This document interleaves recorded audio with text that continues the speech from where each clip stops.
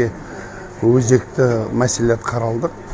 Мен өзім экономикалық реформа секциясында болдым. Маңызды мәселелердің ішінде мен көтерген бұл мынау банк саласындағы қызметін реттеу. Өткен құрылтайда көтерген мәселелердің барлығы шешім тапты. Заң қабылдадық, банктер бойынша қатаң шаралар қабылдайтын болдық. Толығымен онлайн кредит болмайды, енді барлық азаматтар өзі барып өзі тіркеу керек. Бірақ кешегі мен берген ұсынысым, мынау банкілер қарыз үшін азаматтардың счеттарын бұғаттайды. Ол дұрыс емес.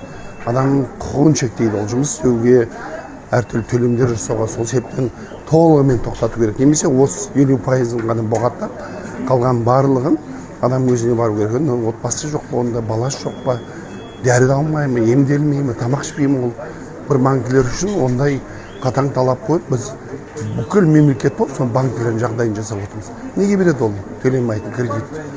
Біздің зейнеткерлерге 20 миллионға дейін ешқандай қарызын төлемейтін біліп, ақша жоқ екенін біліп сөйтіп жатыр. Тағы да енді медицина саласын, мектептерді, әсіресе жеке мектептерді айтып кеттім.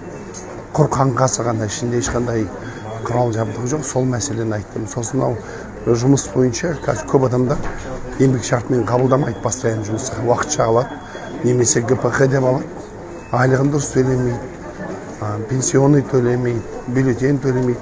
Осы мәселеге қатысты онда мен кеше айтып кеттім, мұны тоқтатпасақ болмайды, шектемесек.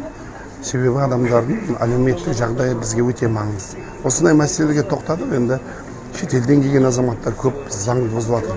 Жылына 6,5 миллион адам келеді екен, соны айттым. Сол себептен өткен құрылтайды көтергенмен барлық мәселем медицина, білім саласы және банкілер шешілді.